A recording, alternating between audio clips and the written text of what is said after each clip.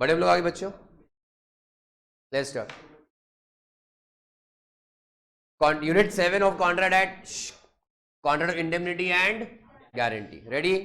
Unit 6 क्या था? Contingent and quasi contracts.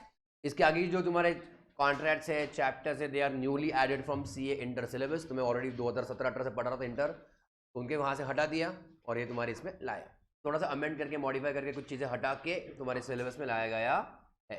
Ready all of you? And negotiation instruments भी लाया गया है ना तुम्हारे सिलेबस में, बराबर है? तो I think I told you in the very very very beginning, if you remember, अगर मैं बैरेट देखूं, बैरेट समझते? बैरेट है ना, पूछना पड़ता है बेसिक बेसिक्स, ओके। सब समझ रहे पक्के से, अच्छे से समझ रहे हैं क्या? गुड, ठीक है ना। उधर भी अच्छा स्कोर चाहिए अपने को, डर डर नहीं चाहिए अपने को सब्जेक्ट का, थोड़ा प्रेशर चाहिए, पर ऐसा नहीं कि कुछ हो नहीं रहा है, मेरा क्या होगा, मैं पास हूँ, ऐसा नहीं चाहिए कि मैं पास हूँगा या नहीं। दैट कैन बी सेकेंडरी कि मेरा कितना स्कोर आएगा वगैरह, 50-60 आएगा, 60 प्लस आएगा, वो भगवान भरोसे, वो अपने हाथ में नहीं रहता है। अपना काम है 100 मार्क का अच्छा पेपर लिख के आने का। खुद उस दिन ऑथर नहीं बनना है, लॉयर नहीं बनना है, कुछ नहीं, खुद के लॉ मत लिख के आओ, अलग कंसेप्ट में लिखो, ये ऐसा भी हो सकता है, वैसे भी हो सकता है, ऐसे भी हो सकता है, सब मत लिख के आओ, अंडरलाइन करो, अच्छा प्रेजेंटेशन रखो, ये जरूरी है ना पेपर में। तो 100 मार्क्स अच्छा लिखना, this should be your target. Economics में, मैथ्स में तो नेगेटिव मार्किंग, तो वहाँ पे तुमको थोड़ा दिमाग लगाना पड़ेगा, 70 अटेम्प्ट करना है या 90 करना है, दैट इज अनदर थिंग। मेरे हिसाब से लॉ के लिए 60 is a decent target, you can do it, okay. मतलब पिछले बैचेस में भी जो था, जब था बीसीआर वगैरह, people have got 70-80 also, law में भी 80 मिलता है, ओके। थोड़ा सा लक फैक्टर भी उसमें, पेपर चेकर मतलब अच्छा वाला पेपर चेकर आया, तुमने पेपर लिखा भी अच्छा है, बिकॉज वहाँ पे थोड़ा सब्जेक्टिव एलिमेंट है। पेपर 3 और 4 में सब्जेक्टिव नहीं, इट इज ऑल है तो है, नहीं तो नहीं है, सिंपल। पेपर 1 और 2 में थोड़ा सा सब्जेक्टिव आ सकता है, पर ठीक है, that is depends on luck. Luck को बाजू में रखो, पर तुम्हारा काम क्या है, बेस्ट आंसर लिख के आओ। Clear? For that you require conceptual clarity, writing practice and lots of reading of case studies की। अलग अलग टाइप ऑफ केस स्टडी क्या आ सकता है, बहुत नया इन्वेंट करके क्वेश्चन नहीं आएगा कभी भी लॉ में, कि बहुत ही एकदम अजीब रैंडम क्वेश्चन पूछा, कभी नहीं। ये तो थोड़ा सा तुम्हारा आएगा डायरेक्ट क्वेश्चन, उसमें कोई तो टेंशन ही नहीं है। Second, case study base, for that we require case study का प्रैक्टिस, अंडरस्टूड, जो हम सिलेबस की बात कर लेंगे, ओके। बढ़ू मैं आगे, चलो। तो कॉन्ट्रैक्ट हमने पहले के 6 अपने ये सब खत्म कर लिए बच्चों, 74 तक हो गया था क्या अपना, बराबर? मुझको बताओ 75 तक हो चुका है, check here. Party rightfully rescinding contract interview, तो दिस वाज यहाँ वहाँ उसका आगे पीछे कर करके 75 तक स्टार्टिंग आपके सेक्शंस हो गए हैं। 10, check here, sale of goods act remove from contract act, बराबर है। देन आगे चेक करो, 123 तक तुम्हारा वही था। देन वो अगेन बच्चों, do we have again still remaining part of contract act, you see that chapter whatever 8 of the bare act number वो, okay everybody, here you are going to have indemnity and guarantee। then हमने एक word किया था bailment, याद आ रहा है क्या? फाइंडर ऑफ लॉस गुड्स में किया था बेली, तो we are going to have बच्चों और contract of bailment also. Clear? Bailment का ही बच्चों एक स्पेशल टाइप और एक होता है तुम्हारा pledge, okay. What do you see बच्चों? Pledge. And little bit we are discuss little bit about principal and agency, so we are going to have बच्चों also contract of what? Agency। Understood all of you? पीछे तुम्हारा हिस्सा था C inter का, they're also called as special contracts। Little ये खास एक type of transaction के लिए या फिर एक टाइप ऑफ रिलेशन के लिए इसके रूल्स बना के दिए हैं। Little everybody understood?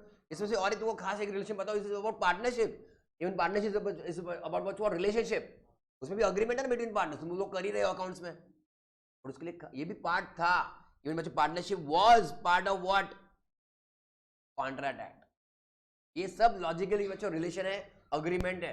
क्लियर? तो उसको हटा के उस पर नया एक्ट बनाया, चलेगा? पढ़ो में आगे। तो उनको बस कहने की कोशिश ये थी कि जो भी हम करने वाले हैं contracts, they are still part of Indian contract act, bare act में है वो available. Clear?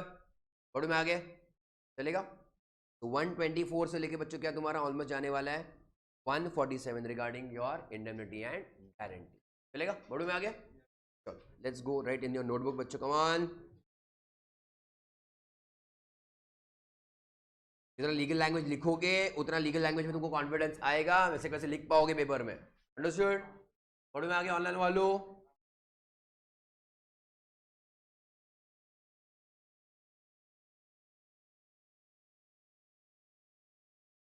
Unit 7, contract of indemnity and guarantee.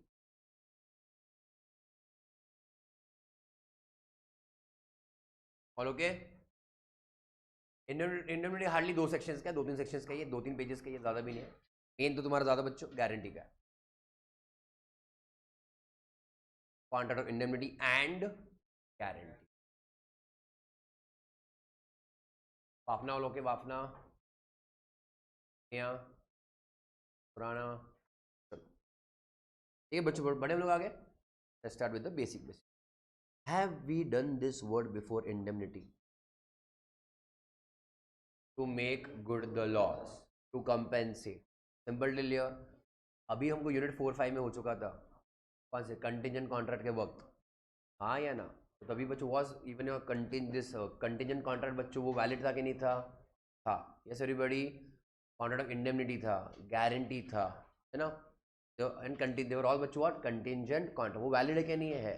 Compensate, make good the loss, याद है एवरीबॉडी? कौन से बिजनेस में इस्तेमाल होगा ये? इंश्योरेंस वाले में आएगा। इंश्योरेंस वाले में इंश्योर्ड कंपनी और वो यूज कॉमन सेंस। इंश्योरेंस में insured company and insurer, insured person, इन दोनों के बीच में अग्रीमेंट है। तुमको कुछ नुकसान हो मैं तुमको पे करूंगा। इंश्योरेंस कंपनी कभी थर्ड पार्टी से वादा किया क्या? नहीं किया। तो are we going in contract of guarantee over there? नहीं। समझ रहे हो? तो मैंने एक सामने वाले पर्सन को वादा किया कि तुमको कुछ लॉस हुआ तो तुमको कंपनसेट करूंगा, that is what contract of indemnity, make good the loss. Clear लिया? बढ़ू में आगे, चलो पहले पढ़ लेते फिर आ जाओ।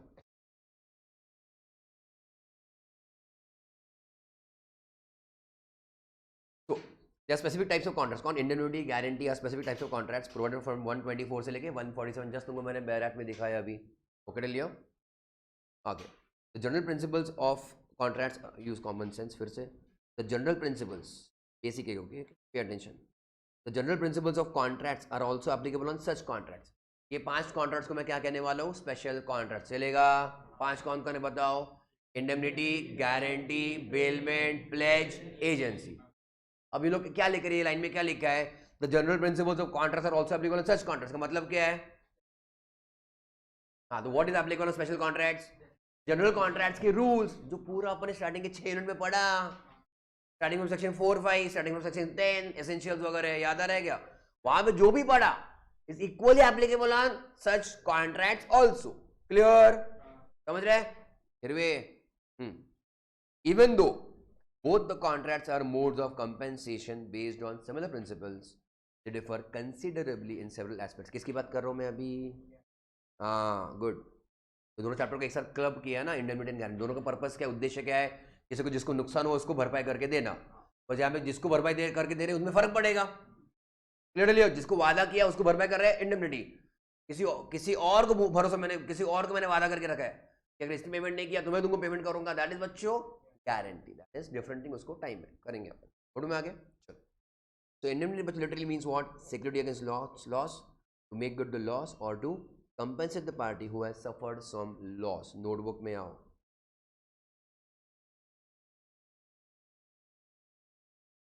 Indemnity,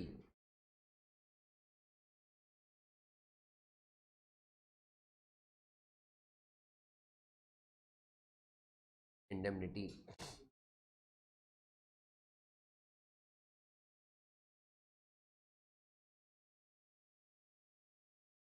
security against loss, make good the loss.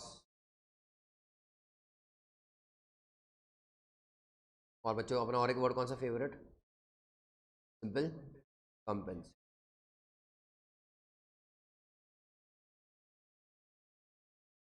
Okay everybody? Security against loss, make good the loss या फिर कंपेंसेट। पानी पी लो मैडम। बड़े आगे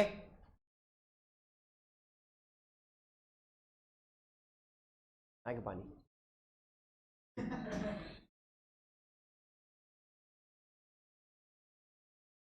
हुआ?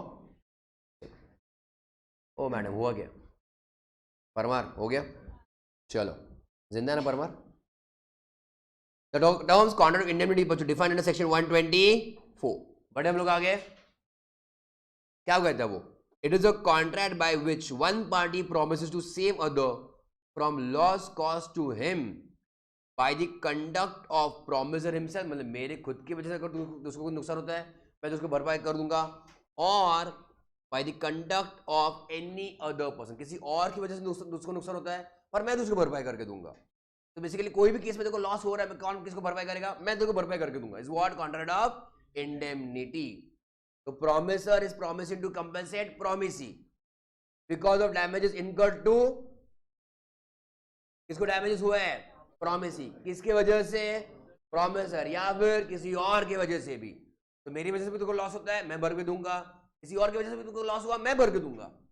तो प्रॉमिस इज अश्योर्ड और नो नाउ, कुछ भी लॉस हुआ तो प्रॉमिसर भर के देगा। Clear, kind of risk free है इसके लिए अभी फिलहाल, समझा? गुड, आ जाओ एग्जाम्पल। एग्जाम्पल नहीं हमको लिखना है वो सेक्शन कौन सा बच्चों, 124।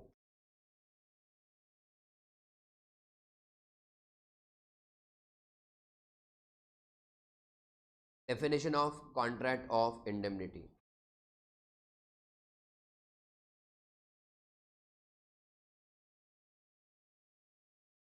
थोड़ा फास्ट फास्ट लिखा करो मेरे साथ, okay?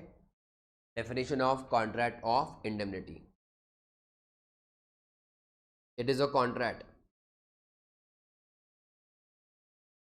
It is a contract by which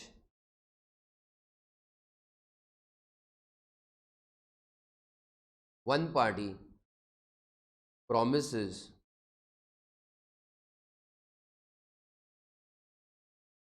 to save the other from loss. To save the other from loss caused to him. him मतलब कौन बच्चों, promisee. Caused to him by the conduct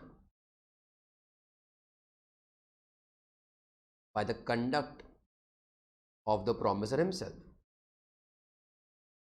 by the conduct of the promiser himself,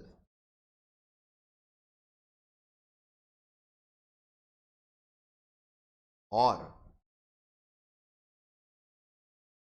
by the conduct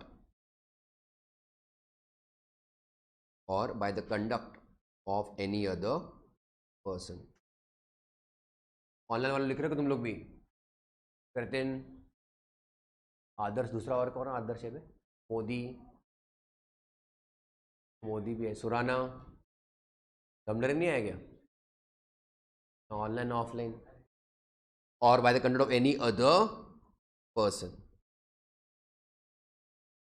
notebook लिखने का purpose उतना ही है, अपना kind of पूरा syllabus notebook में कवर हो जाएगा, रोज रिवाइज करो इसमें से पूरा का स्टडी मटेरियल नहीं खोलना है, एक एक लाइन फिर से अगर नहीं पढ़ना अभी के लिए रिविजन के लिए। एटलीस्ट तुम्हारे पास स्ट्रक्चर जो होता है ना, ढांचा बोलते ढांचा स्केलेटन, वो तुमको पता होना चाहिए कि कौन सा सेक्शन में क्या आता है, उसके हेडलाइंस क्या, पॉइंट्स क्या है, उसके अंदर फिर से डिटेल में क्या लिखते हैं, उसके लिए तुमको फिर बीच में तो हफ्ते भर में एक बार वो डिटेल में पढ़ना पड़ेगा। और डेली रिविजन अगर 10-15 मिनट में करने का है, for that our notebook is best. Clearly everybody, इसलिए लिख रहे हैं हम लोग।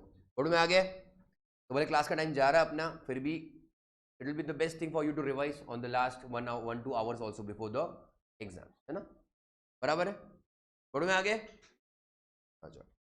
एग्जाम्पल 1 ध्यान दो, एक्स कॉन्ट्रैक्ट्स विद गवर्नमेंट, दो पार्टीज कौन है, X government, to return to India after completing his studies which were funded by the government. तो मैंने स्टोरी नहीं बताया था, Amul, have you heard of Amul दूध, ऑब्वियसली उसका स्टोरी मैंने पूरा बताया, आई डोंट नो, बट वो have you heard of green revolution, similarly बच्चे there was white revolution, and उनको नाम नहीं याद आ रहा, कुछ तो डॉक्टर है वो, किरण या केक से कुछ तो, Kurien, Verghese Kurien, thank you, Verghese Kurien, he was the one of the founder important members of that पूरा Amul movement. He was working, अभी वो बॉम्बे के मतलब अच्छे खासे सिटी से आए थे, उन्होंने कुछ अब्रॉड भी कुछ तो काम, मतलब अब्रॉड भी आई थिंक उन्होंने एजुकेशन लिया था, and again same thing, he had a contract with government, एंड उनको गवर्नमेंट में तभी की बात है, 1950s की बात है, that time he had to serve the government, उनका कॉन्ट्रैक्ट था, मतलब गवर्नमेंट अगर उनका एजुकेशन स्पॉन्सर किया है तो गवर्नमेंट के लिए उनको कंपलसरी काम करना पड़ेगा for 2 years, and that is how he was transferred to that, मतलब आप पूरा वो इंचार्ज ले लो अमूल का, बट उनका 2 साल हो चुका, after that he like that work so much, जब उनको लगा कि एक्चुअली कुछ रेवोल्यूशन कर रहा हूँ, तुमने पिक्चर देखा स्वदेश, सेम स्टोरी कि मतलब बाहर से आया, फिर मैं कुछ गांव में कर रहा हूँ, कुछ अच्छा प्रोग्रेस कर रहा हूँ, कंट्री के लिए कर रहा हूँ, लोगों के लिए कर रहा हूँ, and he like that and he continue that till his life, anyway about everybody. तो योर सेम स्टोरी। अभी यहाँ पे क्या आ रहा है कि गवर्नमेंट के साथ कॉन्ट्रैक्ट किया कि मैं गवर्नमेंट के लिए काम करूंगा। क्यों? क्योंकि गवर्नमेंट ने उसका एजुकेशन स्पॉन्सर किया था। तो तुमको पढ़ा लिखा बना रहे हैं, तुमको काबिल बना रहे हैं, तुमको पैसे कमाने के लायक के बना रहे हैं, हमने खर्चा किया, तुम तो बेवफा निकले। तो फिर हम तुमने भी हमारे लिए फोकट में काम मत करो, पर हमारे लिए काम करो कम से come for what ever number of years. Understood Leo? For completing his education, which were funded by government at University of Cambridge, and to serve the government for a period of कितना, let us say 5 years. Understood? If X fails to return India, उसको कोई वहाँ पे पसंद आ गया है कि नहीं, बोलेगा यहाँ सब इंडिया में नहीं होता है ना, बाहरी बच्चे उसको एकदम वो क्या हो गया, डिस्ट्रैक्ट हो गया वहाँ पे। ओके, बढ़े आगे। तो if X fails to return to India, he will have to reimburse the government. What do you think? How much he will reimburse? 5 lakhs? जितना एजुकेशन पे खर्चा हुआ है लॉजिकली उतना ना, सही है। इस बच्चे called as what, contract of indemnity. उसको बताओ ये डेफिनेशन में कौन सा हिस्सा यहाँ पे सेटिस्फाई कर रहा है, मतलब क्या क्या कर रहा है।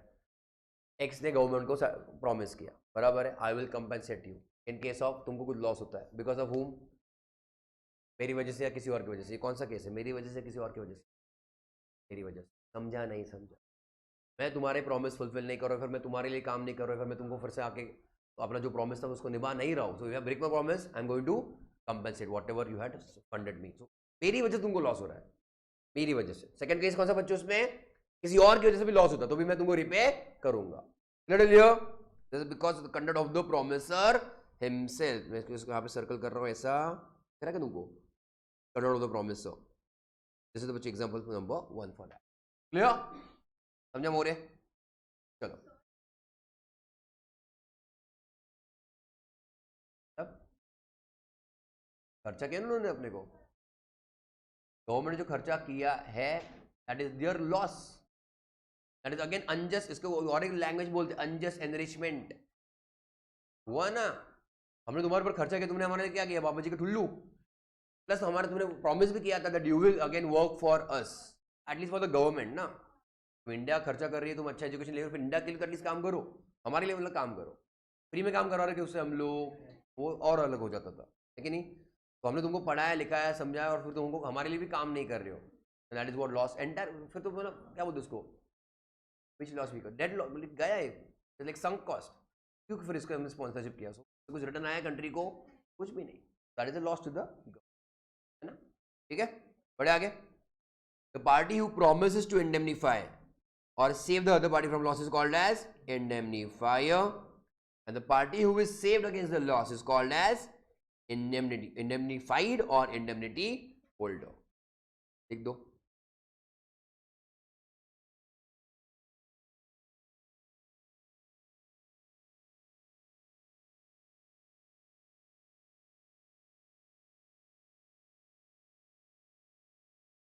promiser और ये promisee, indemnifier और बच्चे promisee कौन हो गए, indemnified, गुड, या फिर झकास, indemnity holder।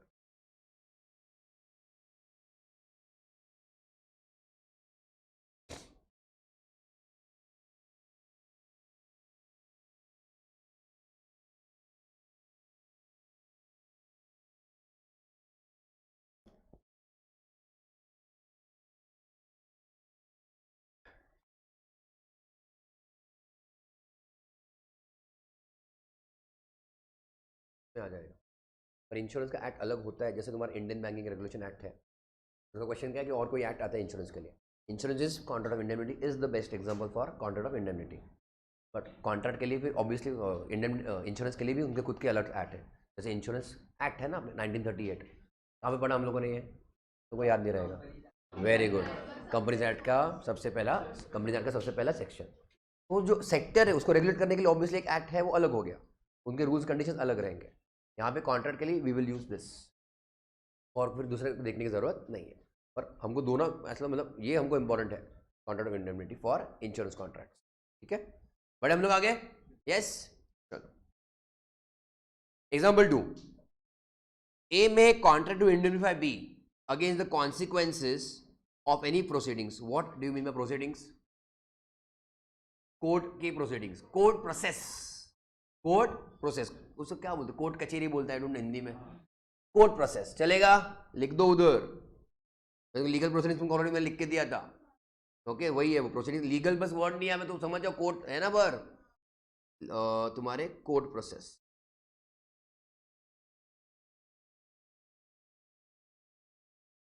ए ने बच्चों किसको वादा किया? बी को, to indemnify, okay, against the consequence of any proceedings which C may take against B, okay.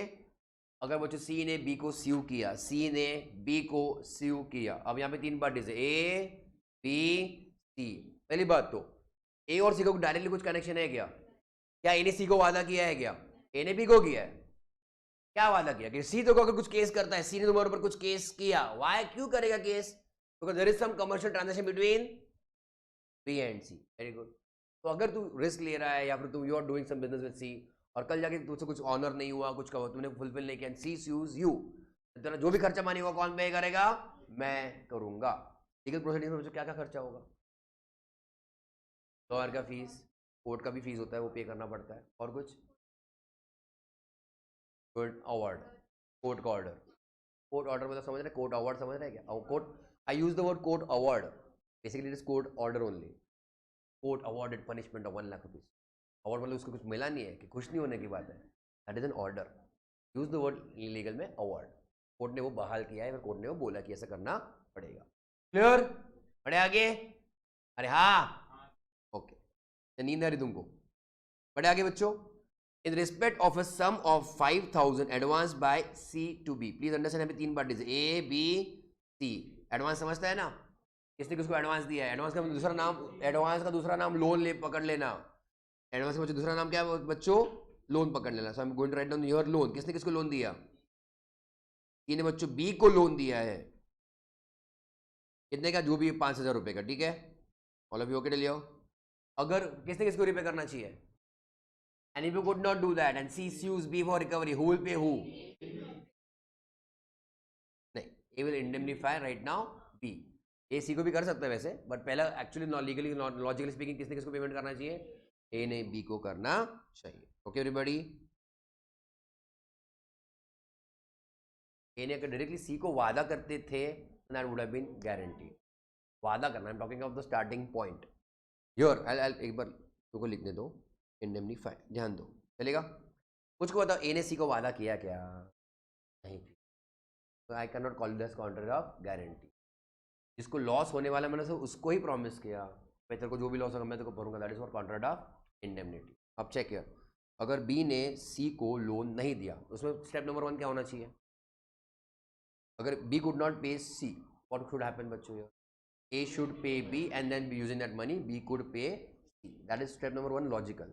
But फिर भी अगर यहाँ पे बच्चों मान लो बी इन्वॉल्व ही नहीं, बी भाग गया, this and that whatever would have happened, just tell you, पर अभी बी इज बच्चों liable to pay, then C can recover from A, but based on contract between what बच्चों? A to B. Just tell all of you. अब तुमको थोड़ा सा याद आ रहा है, the third party can't sue on a contract, there is what बच्चों? There can be no stranger to a contract, but whether please understand, ultimately ये कॉन्ट्रैक्ट बी के भलाई के लिए है, पर बी के भलाई मतलब लॉस नहीं होना चाहिए। और किसका पैसा मिल जाना चाहिए? सी को तो अपना पैसा मिल जाना चाहिए था। तो C can use this in the court and बोल सकता है कि देखो मैंने जो पैसा दिया है, this money has been indemnified, means what? Secured, covered by somebody, तो ये पैसा मुझको तो आना चाहिए, because my name is involve in your contract and I am the beneficiary. समझा कि नहीं समझा? तो using that C can still also recover from A. दिमाग में जा रहा है कुछ? Clear Leo? फिर भी पहला उद्देश्य क्या है? जिसको लॉस हो सकता है उसको कंपनसेट करना।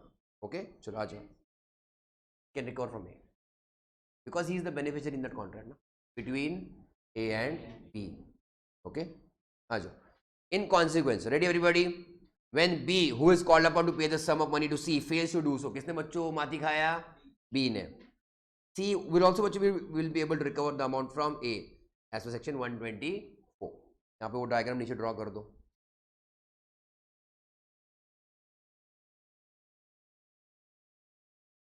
ओके सुना, कृतिन समझ रहे, कृतिन, मोदी, निया,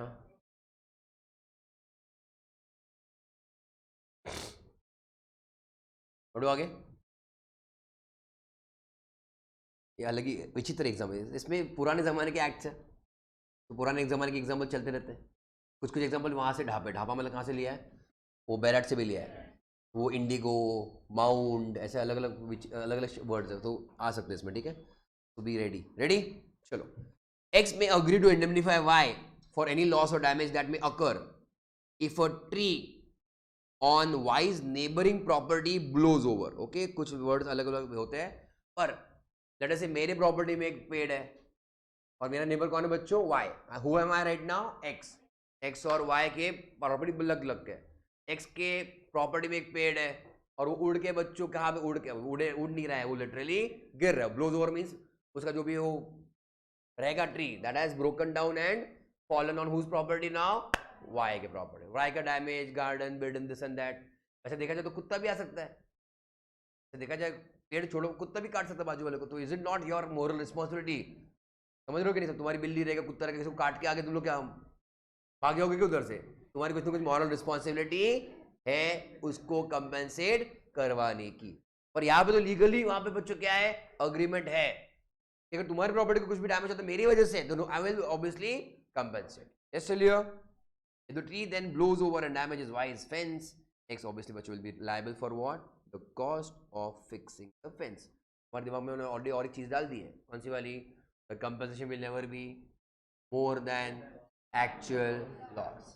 उसको अपन क्या मतलब, अगर तार कंपाउंड समझते हैं ना, तार उसका कंपाउंड है, उसको क्या ब्रिक का वॉल बना के देंगे क्या मस्त हो कि नहीं, फिर से पेड़ नहीं करना चाहिए, तुमको डैमेज नहीं होना चाहिए, चल तेरे लिए बांध के देता है।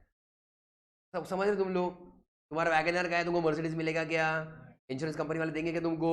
बिल्कुल भी नहीं। ओके डियर, पढ़ो में आगे। तुम्हारे एक पैर का बच्चों फ्रैक्चर हो गया, तीसरा पैर लगा के देंगे क्या बैकअप के लिए? Obviously not. अंडरस्टूड? जितने का नुकसान उतने का कंपेंसेशन, ठीक है। बढ़ू में आगे। However, the above definition of indemnity restricts the scope of contracts of indemnity in as much as it covers only the loss caused by कौन? मेरी खुद की वजह से बराबर है कि नहीं, और by the any other person. ये थोड़ा सा अलग सिचुएशन स्टोरी है, इसको पढ़ लो। दस एनी अदर पर्सन लिखा है ना, मेरी वजह से, और बच्चों एनी अदर पर्सन, वो भगवान को एनी अदर पर्सन में लाते नहीं है। किधर बच्चों? एनी अदर पर्सन में भगवान को लाते नहीं हो, पर्सन नहीं है, भगवान है, वो डिवाइन पावर है वो, so it is not a person. Person ने कुछ किया, भगवान ने कुछ किया ना, मैं तो खुद भगवान नहीं हूँ, और बाकी के जो लोग हैं वो बच्चों भगवान नहीं है, तो फिर क्या हो जाएगा? That is escaping from the contract of indemnity. तो check what are they saying. Thus loss occasion, loss हुआ by an accident not caused by any person, और बच्चों an act of God or natural event is not covered under what बच्चों? Contract of indemnity, ठीक है। पढ़ो में आगे, जो इंपॉर्टेंट रहेगा वो मैं नोटबुक में लिख के दूंगा। केस लॉ में कुछ खास नहीं, पढ़ लो फटाफट। गजानन मोरेश्वर 1942 वर्सेस मोरेश्वर मदन। इसका सरनेम उसका नाम है क्या? नहीं ना, पता नहीं है, इनको भरोसा नहीं, कुछ भी हो सकता है। इसलिए taken on base of English law, तो अपने को उसमें जाने की जरूरत, इंग्लिश लॉ में जाने की जरूरत नहीं अपने को। As per English law, indemnity means promise to save another harmless from the loss. It covers every loss whether due to negligence of promisee और बाय नेचुरल कैलेमिटी और बाय एक्सीडेंट। कौन से वाली बात करें? इंग्लिश लॉ के बारे में बात करें। हमारे इसमें कवर हो रहा है क्या वो? आगे बढ़ता है, हाँ करेक्ट। तो नेचुरल कैलेमिटी किसने किया? Act of God. पिक्चर देखा रहेगा तुम लोगों ने, और उसके ऊपर तो झगड़ा हुआ ना, it is an act of God, तो वो गॉड को सू करता है, you should pay my damages, है कि नहीं? सेम एग्जाम्पल OMG वाला, मस्त एग्जाम्पल है। बड़े आगे, mode of contract of indemnity. A contract of indemnity like any other contract may be express और, ये कुमार कौन से पॉइंट हम पार्ट का डिस्कशन करें हम लोग? How are we starting the contract? I think unit 1 में था, on the basis of formation. क्या था? फॉर्मेशन था क्या? इट कैन बी एक्सप्रेस और implied. What do mean by express? बोलना, बताना, कम्युनिकेशन है बट इन वर्ड्स, इधर स्पोकन और रिटन. क्या बात है, very good. And implied by conduct और एक्शन. ऑफर और एक्शन दोनों हो सकते हैं ना बच्चों. ऑफर भी और एक्सेप्टेंस भी, एक्सप्रेस भी हो सकते हैं एज वेल एज इम्प्लाइड भी हो सकते हैं. बराबर है. Any example of implied offer? पुली वाला आया, बैग उठाया. घूमती हुई बस बच्चों, ऐसे घूमता हुआ ऑफर. अरे हाय ना, आ जाओ वडगांव शेरी वडगांव शेरी वडगांव शेरी. अरे हाय ना, वो क्या बच्चों, वो घूमता हुआ बस इज व्हाट, घूमता हुआ ऑफर. एंड व्हाट इज वहां पे बच्चों? Implied acceptance. बस में चढ़ना बच्चों is an implied acceptance. Understood here? तुम्हारा वैसा ही कैन बी इवन एक्सप्रेस और इम्प्लाइड. ठीक है, बढ़ो आगे. सेम स्टोरी है. Person expressly promises to compensate. And implied बच्चों what, when is to be inferred. Inferred का तुमको मैंने मीनिंग दिया था. Understood, good. What else? Understood मैंने लॉजिक से बताया है ना, याद करके नहीं बताया. आई एम सो स्मार्ट ना. चल I sometimes I surprise my self. I am so smart. Conclude. अच्छा.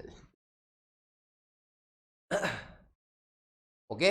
इन्फ्रेंस, उसको इन्फ्रेंस भी बोलते हैं, मतलब कंक्लूजन भी बोलते हैं. हम लोग पहले के ज़माने में मतलब ऑडिट पेपर में लिखते थे, लॉ के पेपर में हम लोग नीचे लिखते थे. Now you use the word conclusion, we use to write inference. Okay, एक ही बात है पर फिर इतना टेक्निकल क्यों लिखने का? कंक्लूजन से काम होता है ना, हो जाता है. ठीक है. So when it is to be understood या फिर concluded, check करो. A contract indemnity is said to be implied when it is to be inferred from the conduct of the parties or from the situations of the case. Notebook में आ जाओ.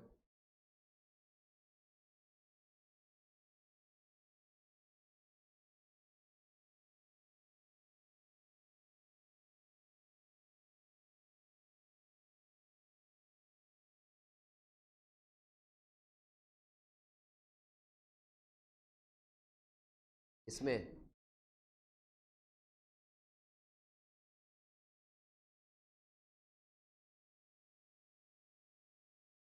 Agency में भी आता है एक example. किसी का सामान तुम्हारा यहाँ पे दिख रहा है कि जल रहा है, तुम क्या करोगे फिर? नहीं, फिर तुमको पहले से बताना पड़ेगा ना फिर मुझको. You are taking care of somebody, ऐसा कुछ रहेगा.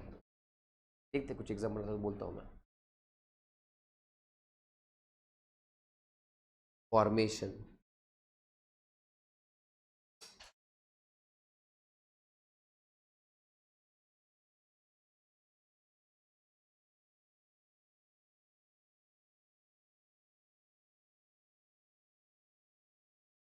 ये तो एक्सप्रेस बच्चे या फिर क्या? इम्प्लाइड.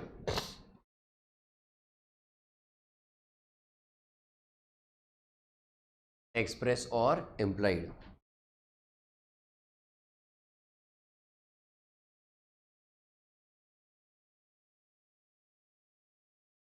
मतलब ये तुम्हारा बाय वर्ड्स, और बच्चे इम्प्लाइड मतलब बाय कंडक्ट और action. By conduct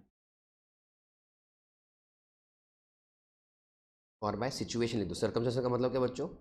situation, circumstances.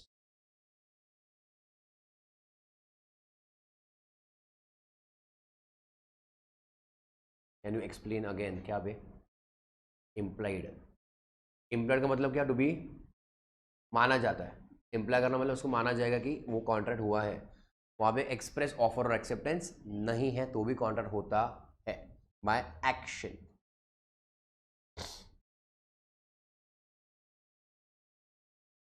हुआ? गुगड़े हो गया. A contract of indemnity is like any other contract and must fulfill all the essentials of valid contract. Section number 10 satisfy हो जाना चाहिए. वो अपन जो पहला किया कुछ अलग नहीं किया है. ये this is just an extension of the earlier part. Understood? बढ़ो आगे. अब check. A asks B to beat C. झगास. बहुत टाइम हो गया किसी का तो हार्दिक पांड्या का तोड़ फोड़ नहीं किया अपन, है ना. लड़के से बच्चे सी कौन है तुम्हारा? पांड्या है कि नहीं. और बी कौन है तुम्हारा बच्चों? रोहित शर्मा. हाँ है ना. वरना उल्टा भी हो सकता है. ए ने बच्चों रोहित शर्मा ने मतलब किसी और को बोला कि जा उसका मस्त हाथ पे तोड़ के आ. ठीक है. तो A asks B to beat C. Pay attention. But beating C का प्रॉब्लम क्या है? Will this be a valid contract? A ने बी को बोला सी का ठोक ठोक जो भी है ठोक गया, उसको जिंदा रख पर ठोक गया, अरे हाँ है ना, एंड आई विल कंपेंसेट। इसमें प्रॉब्लम क्या है? Unlaw, object is what? Unlawful. Okay, unlawful direct beating. Okay, तो सेक्शन 10 तुम्हारा वॉलिड हो जाएगा यहाँ पे। तो will that be valid contract? तो तुम्हारे इसका कुछ एनफोर्सिबिलिटी आएगा ही। तो अगर मान लो सी ठुक गया, अरे हाँ है ना, सी ने केस अगर किया ऑन बी और कोर्ट ने प्रूव किया बी इज लायबल, और फिर बी को जो भी अवार्ड आएगा मतलब पनिशमेंट आएगा, can B recover from A.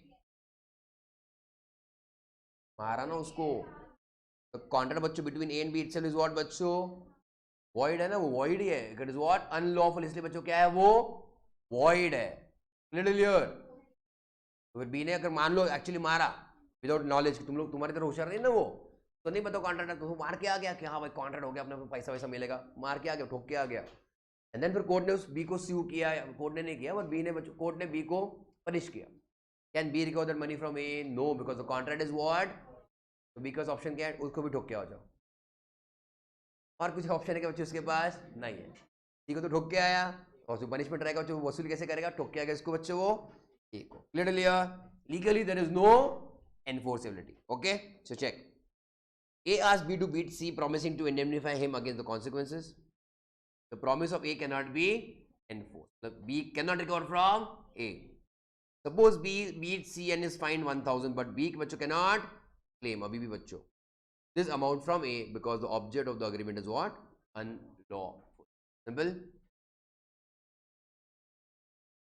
A contract of fire insurance और मरीन, समझता है? फायर और water is always a contract of indemnity, but there is no contract of indemnity in case of contract of life insurance. Why? वाह वाह, life correct बच्चों भी measured in terms of money. क्या बात है, खगास। Life is to be enjoyed है ना बच्चों, नॉट काउंटेड वगैरह इन मॉनेटरी टर्म्स। बराबर है कि नहीं?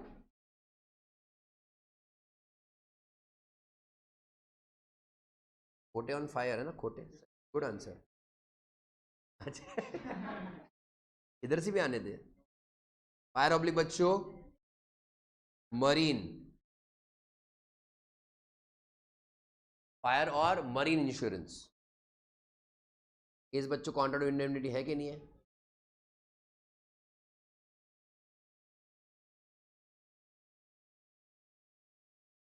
हाँ हाँ, जनरल इंश्योरेंस ऑल्सो, जनरल इसमें आता है। और होता क्या ना, आई फॉलो सिलेबस, क्योंकि एग्जाम में वही आने वाले। नहीं, फॉर अंडरस्टैंडिंग मैंने कब ना थोड़ी बोला है। लाइफ इंश्योरेंस बच्चों is not a contract of indemnity. ऐसे केसेस होते हैं ना, भर भर के ज्ञान मिल रहा है, सिलेबस का फिर मान्य हो जाता है।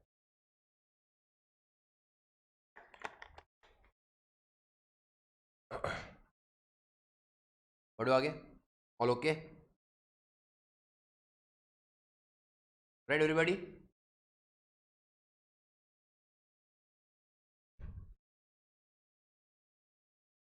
Life cannot be counted in money terms ना। अरे हाँ ना, कंपेंसेट द लॉस ना। फायर और मरीन में what are you insuring? Goods, cargo, उसका वैल्यूशन है। Sir life cannot be measured. नहीं, इट इज, अरे it is not a joke. तो लाइफ इंश्योरेंस होता तो है पर कंसेप्ट, तो फिर कैसे फिर हम लोग डिसाइड करेंगे कि वो क्या करें हम लोग? How much to insure? That is voluntary, that is what? Voluntary. वहां पे इंश्योरेंस कंपनी थोड़ी बताती है कि तू मर गया तो तेरे को 10 करोड़ मिलेंगे, तेरा वर्थ कम है। लोगों की वर्थ थोड़ी हम लोग डिसाइड करेंगे। तू गरीब इंसान है, रास्ते के ऊपर से तेरे लिए 1 लाख रुपए भी नहीं देंगे तेरे को, चलेगा कैसा? नहीं ना। अब अंबानी है, Ambani if he dies how much life, why needs life insurance? तो जरूरत तो भी है क्या? What do you think? अभी तुम डिस्कस कर ही रहे हो, तो बच्चों लाइफ इंश्योरेंस की जरूरत क्या है? फैमिली को सपोर्ट करने के लिए। अर्निंग मेंबर मर जाता है तो नॉन अर्निंग अगर तुम लोग मर गए तो इतना कुछ फर्क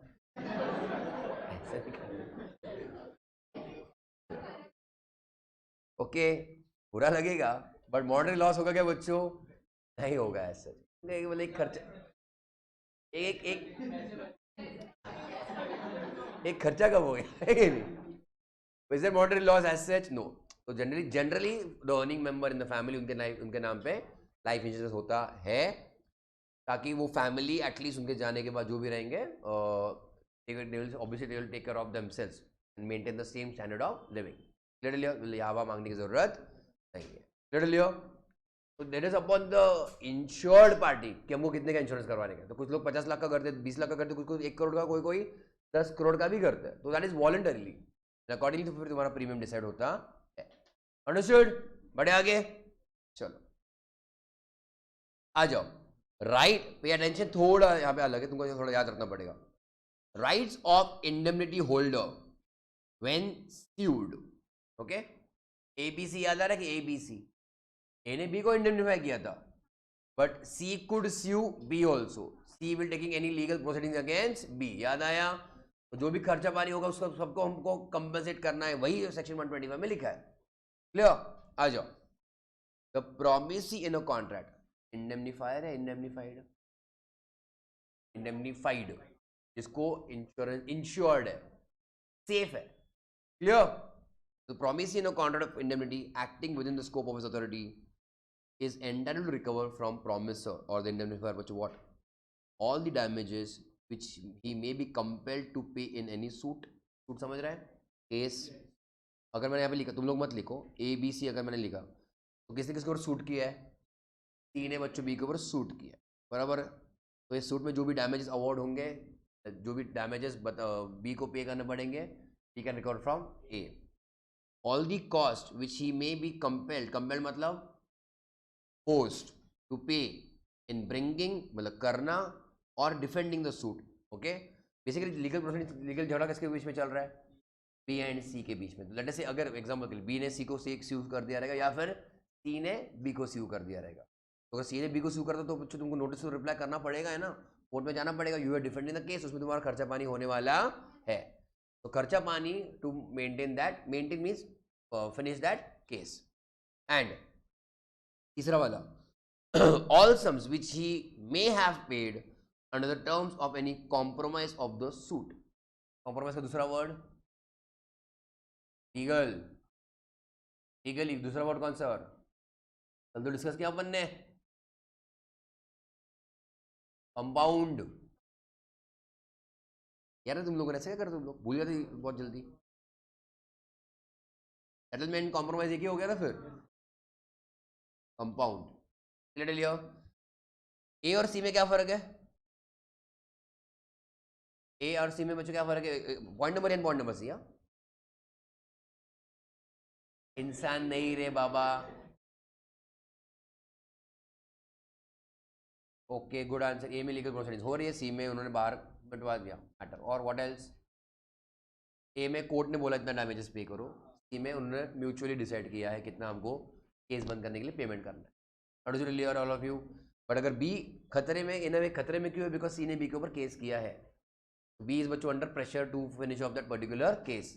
बेसिकली कुछ भी एक्सपेंस तुम सोच सकते हो ये केस के बारे में, वो कौन पे करेगा? पर ए बी को पे करेगा। क्लियर? सो अंडरलाइन बच्चों, जो मैंने अंडरलाइन किया है, all damages, all cost, sums in compromise. Notebook में लिखो।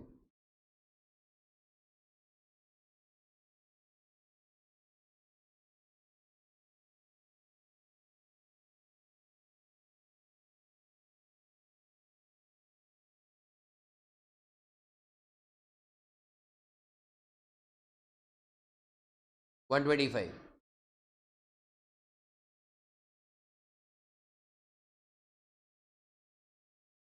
राइट्स ऑफ किसका? इंडेमनिटी होल्डर, मतलब इंडेमनिफाइड ना, लिख देता हूं मैं। When sued, when sued। Okay everybody?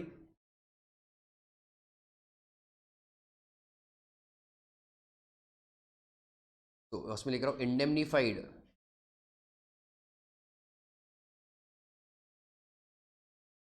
Can recover from indemnifier indemnified can recover from indemnifier.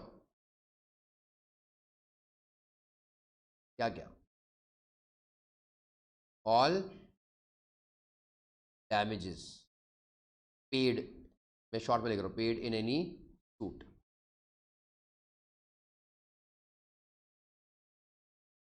B, all costs to defend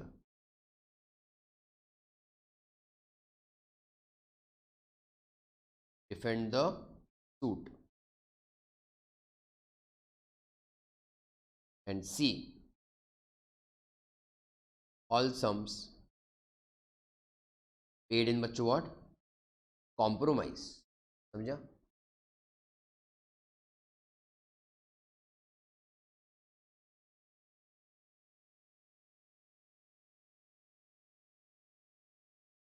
of suit.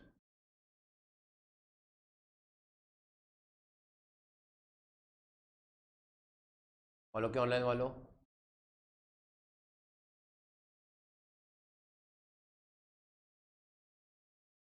बढ़े आगे।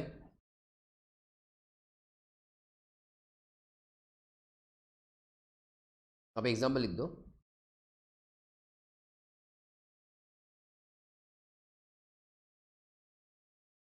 ABC, C बच्चों sues what? B, and A बच्चों gives what to B? Indemnifies। चलेगा everybody? तो B को जो भी खर्चा पानी होगा वो A पे करेगा।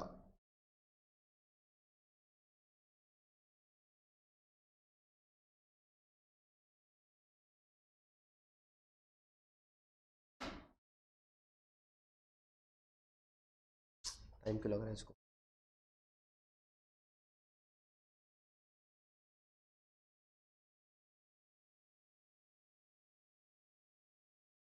ठीक है, आगे बढ़े हम लोग।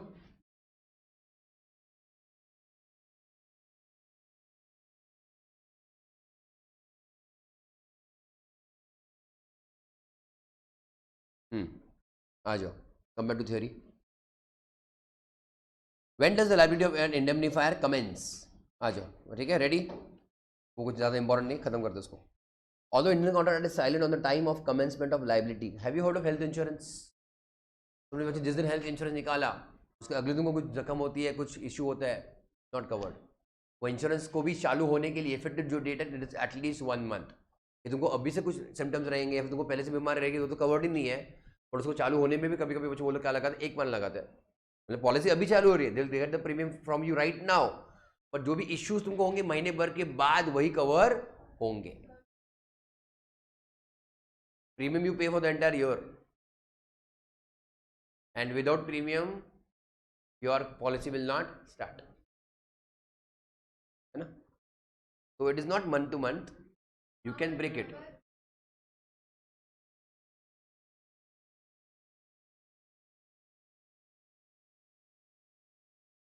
Yes, पॉलिसी तुम्हारा चालू हो रहा अभी ना, पर अप्रैल टू मार्च है ना, अप्रैल टू मार्च, पर मेरा जो डिजीज कौन सा कवर होगा, मई के आगे का, and my policy valid only up to March. मेरा हेल्थ कौन सी कवर, हेल्थ प्रॉब्लम कौन से कवर हो, सिर्फ 11 महीने के हुए हैं फर्स्ट ईयर के लिए, correct, but policy is for the entire year. Okay, that is practical. मतलब आ जाओ। तो the act is silent on the time of commencement of liability of the indemnifier. कब से वो रिस्पॉन्सिबल है? अभी का भी, इमीडिएटली जब मेरा कॉन्ट्रैक्ट हुआ, या फिर आगे से? How on the basis of judicial pronouncement, मतलब क्या? Court case. It can be stated that the liability of indemnifier commences as soon as the liability of the indemnity holder becomes absolute and certain। मतलब क्या? Is it contingent? क्या उसकी indemnified की liability में जो contingent है कि C B को स्यू कर सकता है, तो बच्चों ए का पेमेंट देना इमीडिएटली चालू हो जाएगा क्या? नहीं। When we actually see B को स्यू करेगा और the matter has gone to court, now वो बी का खर्चा हैज बीन एब्सोल्यूट, एंड मतलब एब्सोल्यूट है यहाँ पे कि भाई बी को खर्चा आने वाला है, तब ए की पेमेंट की जिम्मेदारी आएगी। कॉन्ट्रैक्ट है, मैं कॉन्ट्रैक्ट को ना नहीं कह रहा हूँ, बट मैं कह रहा हूँ कि ए पेमेंट कब करेगा? ये पेमेंट कब करेगा? जब इंडेमनीफाइड की liability has been established. Established समझा, मतलब कितना पे करना है। ओके, आ जाओ। Can also take the same example of insurance contract. Insurance company बच्चों कब पेमेंट करेगी? जब एक्चुअल में लॉस होगा तब। ओके, आ जाओ। A promises to compensate X for any loss that he may suffer by filing a suit against Y. अब किसने किसको किसके अगेंस्ट केस करने को बोला? A ने X को बोला to file a case against Y। Check करो, that he may suffer, कौन? X, by filing a suit against Y. X is filing बच्चों केस अगेंस्ट Y, तो मैं यहाँ पे लिख रहा हूँ A, X और Y। A to X क्या बच्चों? अब यहाँ पे हुआ इंडेमनीफाई, अरे हाँ या ना? और एक्स ने वाई को क्या किया? सू। यहाँ तक भी ओके? तो कोर्ट ऑर्डर्स एक्स टू पे डैमेजेस, उल्टा। तो किसकी बच्चों लग गई? एक्स की, टू पे वाई डैमेजेस ऑफ 1000। तो उसका बच्चों वो ऑर्डर के बाद ही ए इज लायबल टू पे ना, कॉन्ट्रैक्ट है, बट लायबिलिटी टू पे बाय द इंडेमनीफायर कब होगा? Only when the loss of the indemnified has been established. Clear? Because the loss has become certain, X may claim the amount of loss from A and pass it to, okay, तो एक कौन किसको payment करेगा? A X को, और फिर X basically X के जेब में कुछ लॉस होना चाहिए क्या? तो उसने कुछ ऑलरेडी पेमेंट कर दिया, उसको रिइंबर्स होना चाहिए, या फिर कुछ पेमेंट करने के लिए उसको पैसा आना, बट X का खुद को कुछ नुकसान होना नहीं चाहिए। तो ये भी तुम्हारा ऊपर लिख दो फटाफट एग्जाम्पल।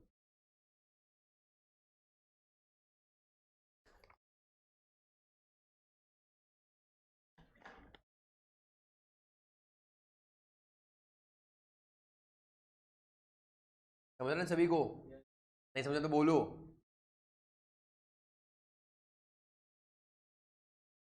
है ना? मैं कहा ओके, परमार को नींद आ रही नहीं, और 1 घंटे का खाना हो गया, थाली वाली हो सब लेके आते क्या?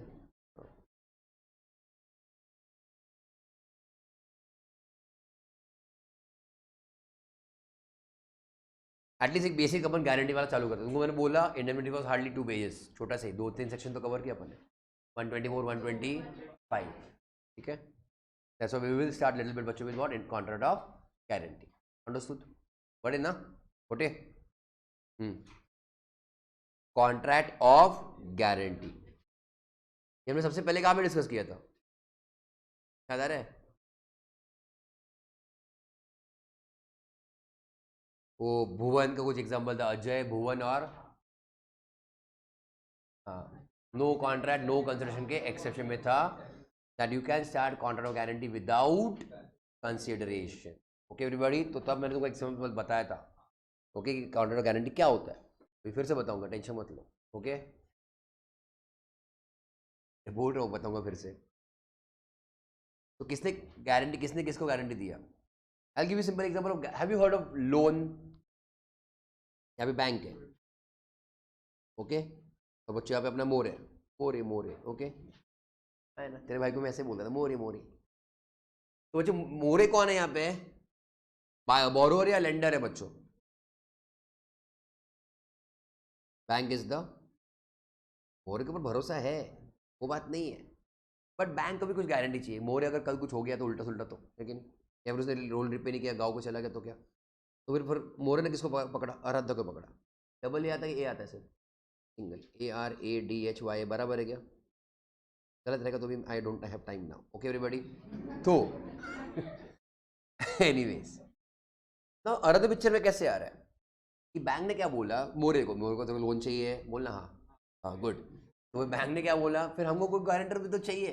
कौन चाहिए? गारंटर, कि तूने लोन रिपे नहीं किया तो क्या करे, तेरे पास असेट्स भी नहीं ज़्यादा, लेट अस से, ओके, या फिर असेट्स भी कम पड़ सकता है, या फिर वो असेट्स कौन सीज करेगा? हमको कंपनी लॉ इंटर में चैप्टर है बहुत, उसमें कुटानी कुटानी मतलब बहुत प्रोसेस है, ओके, कि बैंक हम लोग उसके क्या बोलते हैं असेट्स फ्रीज करेंगे, फिर उसका मतलब सील लगाएंगे, फिर पब्लिक में हमको मतलब एडवर्टाइजमेंट देना पड़ता है, नोटिस में, न्यूज़पेपर में, तब जाके लीगल प्रोसेस चालू होगा, फिर ऑक्शन करेंगे, फिर पैसा आएगा, उसमें साल भर लग जाएगा।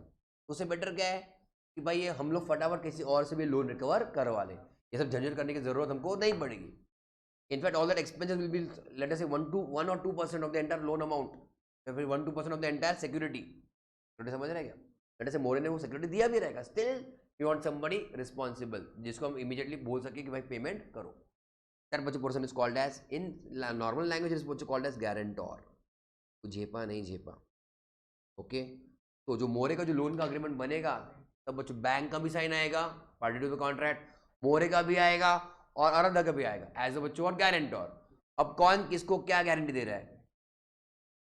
आराध्य बैंक को गारंटी दे रहा है कि अगर More fails to repay the loan I will pay the loan. अब बस सिंपल में बच्चों आराध्य को यहां से उठा के ऊपर डाल देता हूँ इस तरीके से, और कुछ नहीं है, just way of understanding. Will always draw triangle, चलेगा क्या? It is not a love triangle but बच्चे is a triangle because it is tripartite agreement, 3 parties का अग्रीमेंट है ये, ओके। इनिशियल बच्चों, हु इज इनिशियली रिस्पॉन्सिबल? बच्चों use common sense. Bank Aaradhya के पास पहले जाएगी, ए चलिए मैं भर। आराध्य बोले मैं मेरे काम में बिजी हूँ यार, लोन मैंने थोड़ी लिया है। तो आराध्य पूछेगा आपने मोरे से डिमांड किया कि नहीं किया? पहले सबसे पहले किसे डिमांड करना चाहिए? मोरे से। ले लियो ना, मोरे डजंट रिप्लाई या फिर डजंट, भाग गया वो, तो फिर कौन रिपे करेगा? द बैंक विल अप्रोच आराध्य कि आप गारंटर हो, आप श्योरिटी थे, we will replace that word now, okay. आप श्योरिटी थे, आप रिपे करो। लेट अस से आराध्य रिपेज द लोन। आराध्य को ज्यादा पैसे हो गए क्या? उसने दोस्ती खातिर किया था। Now what will happen much between Aradhya and More apart from झगड़ा? झगड़ा तो होगा, अलग बात है। He has to recover the money or no? All of you with me? Aradhya will recover the money from More. He has a legal right. अब मुझको बता, आराध्य को फुकट का नुकसान हुआ था कि नहीं हुआ था? फुकट का बच्चे उसको फुकट का पेमेंट करना पड़ा था बैंक को। फुकट मतलब समझता है ना, उसको कुछ लाइबिलिटी नहीं, फिर भी मतलब कुछ मिला तो नहीं, फिर भी उसको पेमेंट करना पड़ रहा है। And now that payment has to be compensated by More. What do you think बच्चों से transaction between Aaradhya and More? अगर आराध्या ने पेमेंट किया बैंक को and More will pay payment to Aaradhya, तो what is the nature of transaction or contract between More and Aaradhya? Correct. और उसको हमने क्या बोला, आज क्या पढ़ते इसको? इंडेमनिटी है वो भी, ऊपर से गया तुमको। ये दो पार्टीज के बीच का बच्चों अग्रीमेंट इज ऑल्सो, ये इतना contract of guarantee includes contract of indemnity between, in this example, borrower and the guarantor. उसको क्या एक्स्ट्रा पैसे आएगा आराध्या को? तो यहाँ पे जब वो आराध्या साइन कर रहा है, ओके, मैं तुमको आगे का सब कुछ पढ़ा के रख रहा है सच, तो Aaradhya will replace the bank. Bank को पिक्चर है, बैंक गई बाहर, पिक्चर के बाहर गई कि बैंक, बैंक को पैसा आया, बैंक गई पिक्चर के बाहर, अब कौन बचा? आराध्या एंड मोरे। आराध्या ने क्या बोला, देख भाई अपनी दोस्ती मत खराब कर, मेरे पैसे रिटर्न कर दे। Legally he is, More is liable to repay the money to Aaradhya. Simple or no? सबसे पहले एज इट इज कौन रिस्पॉन्सिबल था? मोरे ही था रिपेमेंट करने के लिए। नाउ बैंक तो पिक्चर से चली गई, so More is responsible to make payment to Aaradhya. Understood all of you? पक्का? बस गारंटर की जगह हम लोग, एक मिनट, गारंटर की जगह हम दूसरा वर्ड कौन सा यूज करेंगे? एंड जो कमर्शियल ट्रांजैक्शन जहाँ पे तुम्हारा स्पेशली ये चलता है, क्रेडिट सेल्स वगैरह वगैरह, in this example lender borrower है, same example I am going to also बच्चों call it let us say seller, और ये तुम्हारा कौन हो गया बच्चों? बायर। तो सेलर इज बच्चों और क्रेडिटर डेटर, और बच्चों तुम्हारा ये हो गया डेटर, और डेटर को बस हम दूसरा वर्ड इस्तेमाल करने वाले हैं, प्रिंसिपल डेटर, और कुछ नहीं। प्रिंसिपल मतलब जो पहले इंपॉर्टेंट है वो, और वाइस प्रिंसिपल कौन हो गया फिर? आराध्या। समझा कि नहीं समझा? तो कोई वर्ड नहीं है, बट सेकंड इन लाइन बच्चों कौन है यहाँ पे? Aaradhya. Understood clear? That is बच्चों in short your contract of guarantee to understand. मैंने लॉ अब तो कुछ पढ़ा ही नहीं है सच, ओके। इसके रूल अभी तीनों के रूल्स और तीनों की ड्यूटीज आएंगे, इसके आगे वही होने वाला है, जितने भी पार्टीज इन्वॉल्व है सभी पार्टीज के rights and duties, that is your syllabus. Understood? हाँ बोलो आजकल क्या कह रहे थे, भूल गए अभी। नो, वही मेरा उद्देश्य था। आगे बढ़ते हम लोग बच्चों, बोलो बाद में बोलो। कॉन्ट्रैक्ट ऑफ गारंटी क्या हो गया?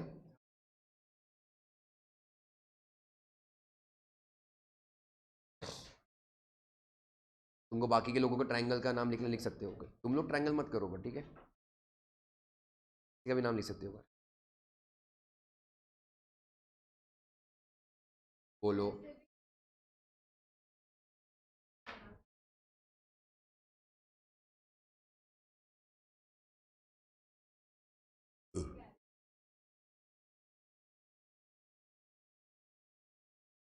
कैश उसकी हालत खराब रह गई अभी, वो धीरे धीरे पेमेंट तो एटलीस्ट अपने लोगों को कर सकता है ऐसा, पर बैंक को तो अभी करना पड़ेगा before the assets are freezed. Online okay, online आनिया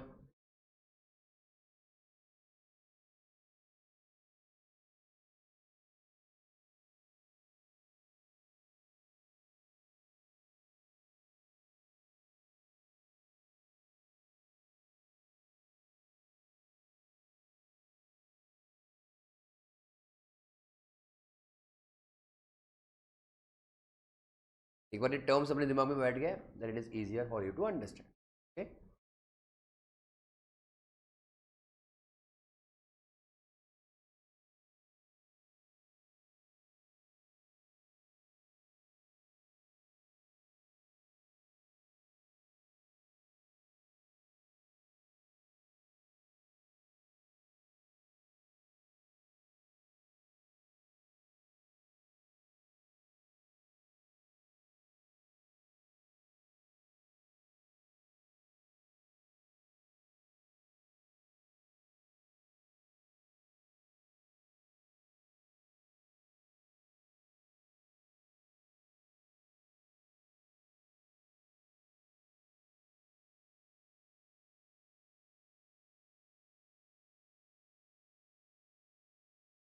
बढ़ेगा आगे। ओके, हो गया बच्चों लिख के एग्जांपल्स। अब वो क्यों करेगा इसका वो भी डाउट था, ये भी तुम्हारा एग्जांपल आ सकता है ना, तो इसलिए तो कोई एग्जांपल में तुमको मैंने दोस्तों का नाम लिख के दे दिया कि क्यों किसी के लिए कोई श्योरिटी बनेगा।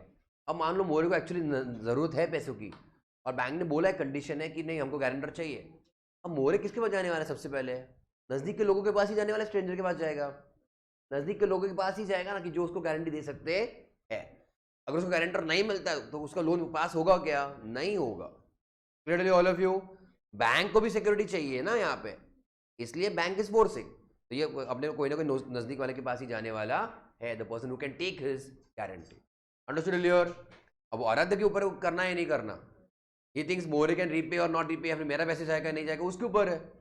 उसको दोस्ती संभालनी है या उसको पैसा संभालना है, या फिर बेसिकली तो बच्चों दोस्ती में पैसा इन्वॉल्व नहीं करना चाहिए, हाँ है ना? Otherwise you will lose interest in your friendship. नहीं ठीक है, लूज बच्चों what? Interest in your friendship. ऐसे तो प्रिंसिपल भी गया, सुबर का इंटरेस्ट भी गया, और दोस्त के साथ वाला भी इंटरेस्ट भी है कि नहीं?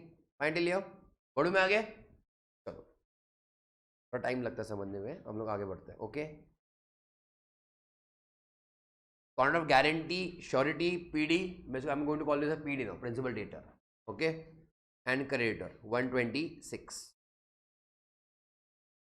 कॉन्ट्रैक्ट ऑफ गारंटी, और contract of guarantee is contract to perform, ये भी है, पर मैंने डिस्कस नहीं किया।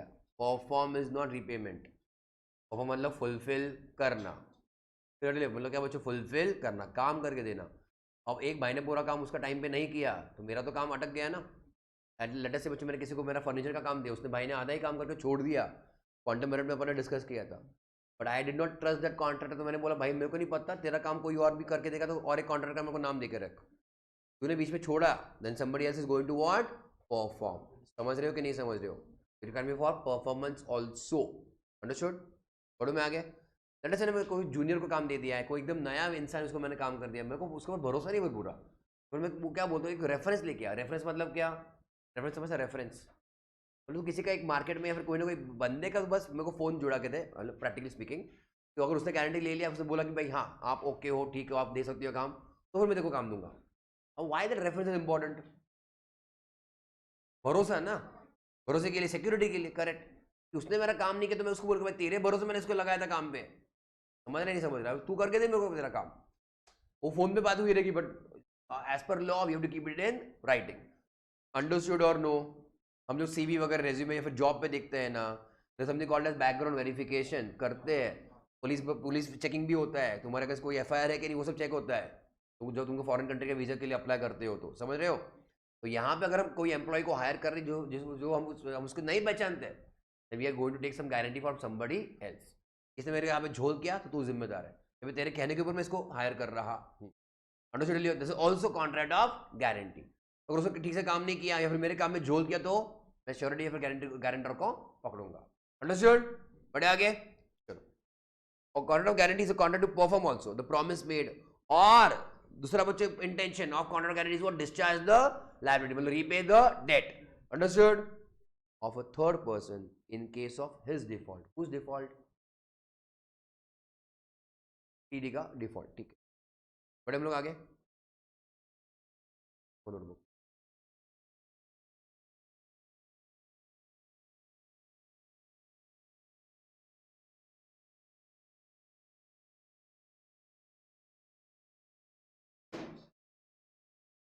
Contract of guarantee,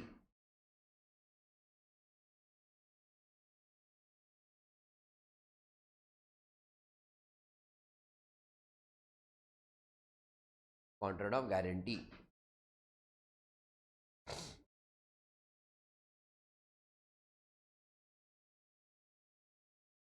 it is a contract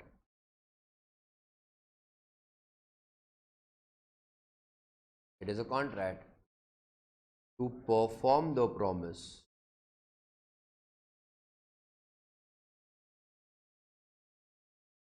it is a contract to perform the promise made or discharge the liability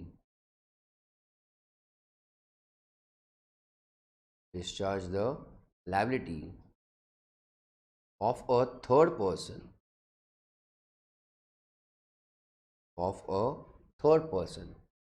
in case of his default.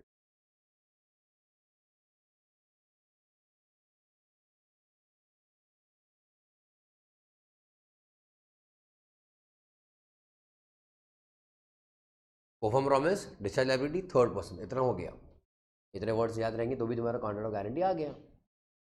क्या कह रहेगा तुम्हारा? पहला परफॉर्म प्रॉमिस, जो वादा किया वो प्रॉमिस ही, या फिर प्रिंसिपल डेटर जो था वो कर नहीं रहा है तो उसने श्योरिटी करेगा, बाकी का काम श्योरिटी करेगा। दूसरा, पीडी ने प्रिंसिपल डेटर रिपेमेंट नहीं किया तो कौन रिपेमेंट करेगा? श्योरिटी करेगा।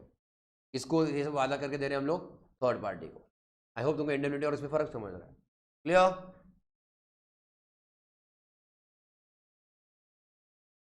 बढ़े आगे एवरीबॉडी चलो। Surety, the person who gives the guarantee, चलेगा। PD in respect of whose, जिसके लिए गारंटी दी गई है, और क्रेडिटर जिसको गारंटी दी गई है। सिंपल लियो चलो। When A request B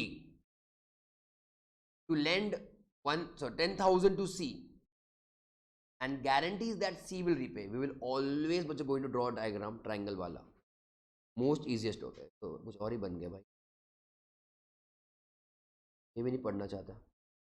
okay, ये तुमको तीन समझता है ना? तीन कौन कौन रहेगा अपना हमेशा?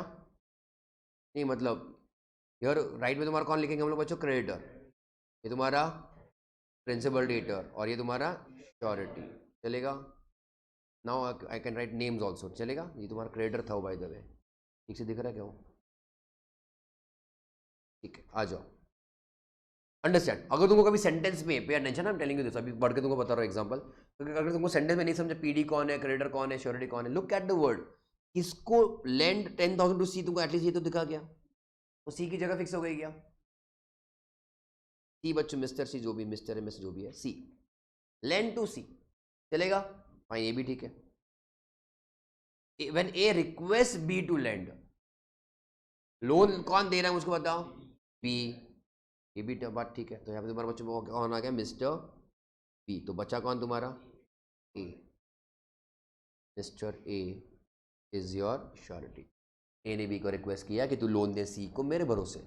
Understood everybody? All okay? Diagram draw किया? करो फटाफट।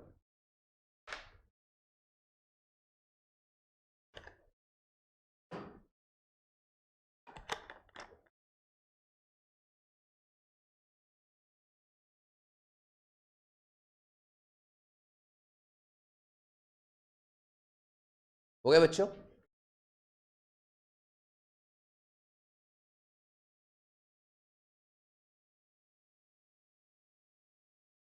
विद इन अग्रीड किधर, सॉरी किधर, and guarantees see that, and guarantees that, sorry, C will repay the amount within the agreed time, and not C failing to do so.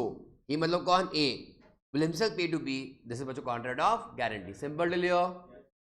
Your B is what? Creditor, C is PD, and A is surety. X and Y go into a car showroom where X says to the dealer to supply the latest model of WagonR. इनको इधर भी WagonR चाहिए था क्या? तो बच्चों किधर WagonR to what? Y. इसने किसको बोला? X ने कार डीलर को बोला to show the WagonR to बच्चों what? Y. And agrees that if Y fails, he will pay. He will. In case of Y's failure, बच्चों obviously the car showroom dealer will recover the money from X. X इसमें कौन है? X is surety, correct. Y is बच्चों your principal debtor, buyer, जो भी बोलना correct, debtor. And dealer is बच्चों creditor. उधर वो शॉर्ट में लिख दो उधर. Okay?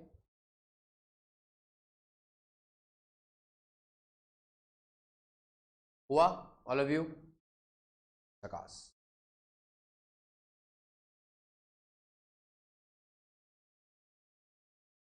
So this is a contract of guarantee because X promises. तुम्हारा हो चुका है, आगे बढ़ो.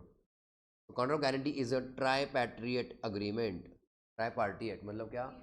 3 parties are involved and there are 3 contracts also. Okay? Between PD, ये तुम्हारी 3 पार्टीज है. नोटबुक में आओ फिर से, हम लोग डायग्राम ड्रॉ करेंगे. नोट्स ऐसे बनाओ कि भाई फिर से तुमको रेफर करने की ज़्यादा ज़रूरत नहीं पड़ेगी.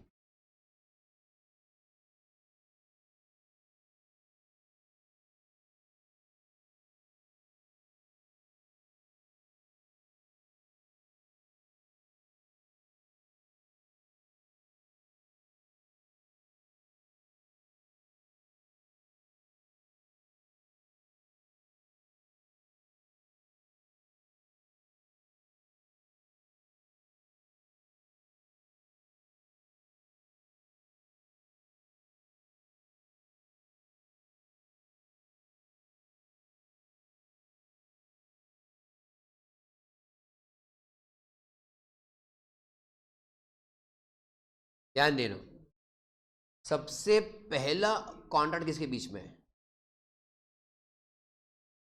Contract number 1.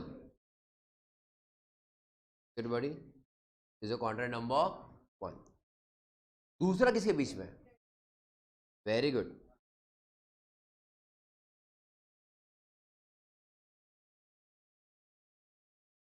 Everybody, creditor and surety.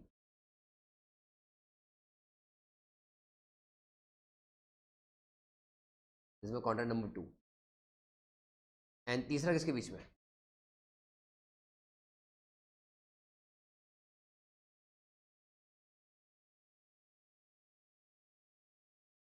बहुत कॉम्प्लेक्स हो गया क्या? और बीच का ट्रायंगल हटाना तो हटा सकते हो. लेट मी जस्ट चेक, तुम्हारी मर्जी. ओके, मतलब वो ट्रायंगल हटा के अगर तुमको ठीक ठाक लगता रहेगा डायग्राम तो. ओके एवरीबॉडी, तो हॉट डॉग्स और हॉट डॉग्स दिख रहे हैं यहाँ पे.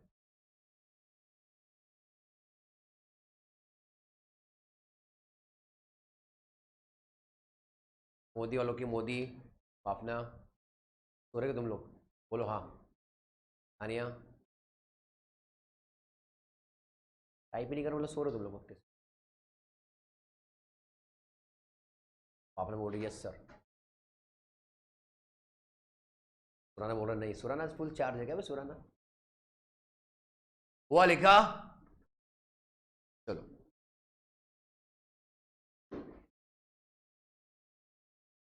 और यहाँ पे हो सके तुम्हारे पास रहेगा. दिस इज बच्चों कॉन्ट्रैक्ट ऑफ कौन सा? Good, contract of indemnity. वहां पे जगह नहीं रखी तो नीचे लिख दो. Contract number 3 is what? Contract of indemnity. ठीक है, ठीक ना?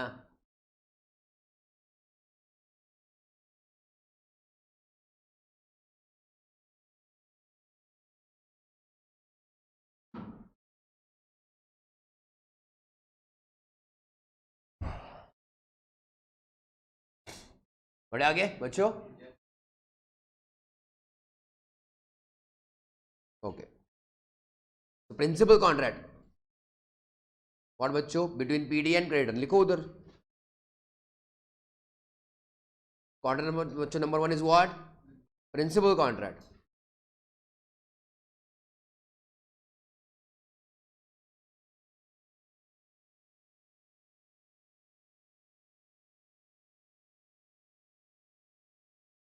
दूसरा बच्चों तुम्हारा between creditor and surety, secondary contract.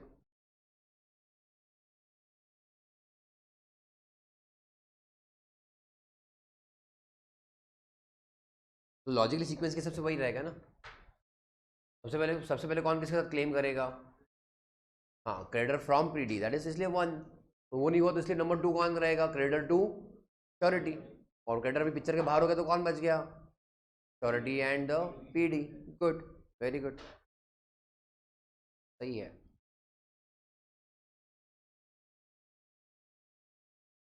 बढ़े आगे।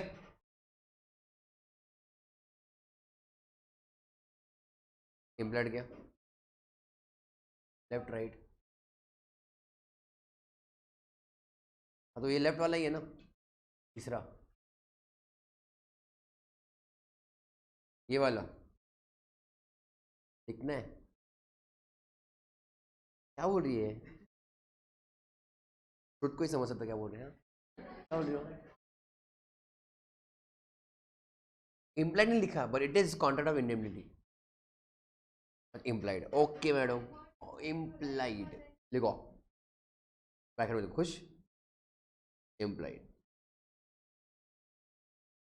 चलेगा। कॉन्ट्रैक्ट ऑफ इंडेमनिटी पर 2 लोग तो इन्वॉल्व है ही ना, प्रॉमिसर एंड प्रॉमिसी, है ना। उसके बाद in this contract number 3, who is the indemnifier,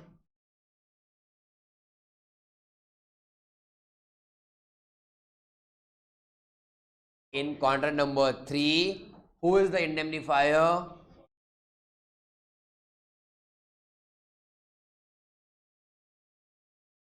ये 2 लोगों की समझा फिर, हाँ तो फिर कौन इंडेमनिफायर है, principal debtor is the indemnifier.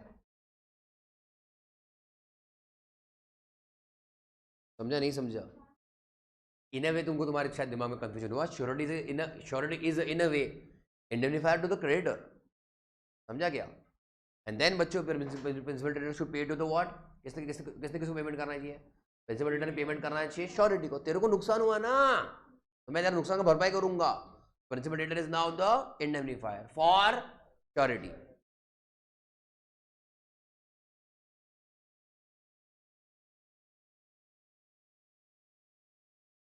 PD बच्चों is the indemnifier and surety बच्चों is the what, indemnified between PD and surety।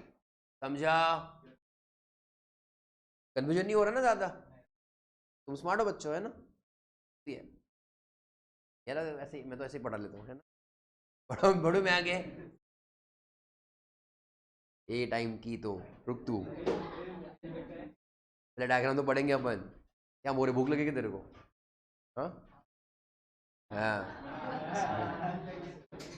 The right of surety is not affected, check करो, द राइट ऑफ किसका बच्चों, surety. Surety कौन है, ऊपर वाला,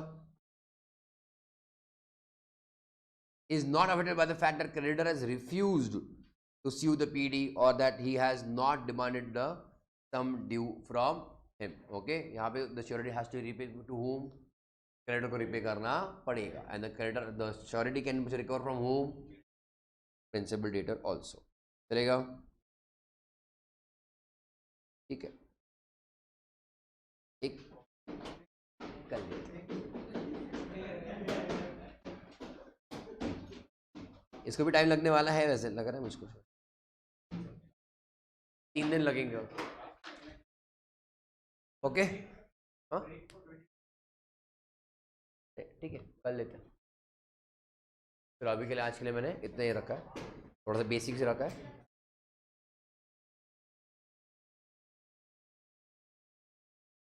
but be regular, okay, at least for contract पूरा।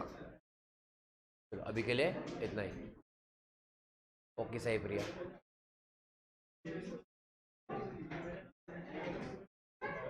Be regular, okay.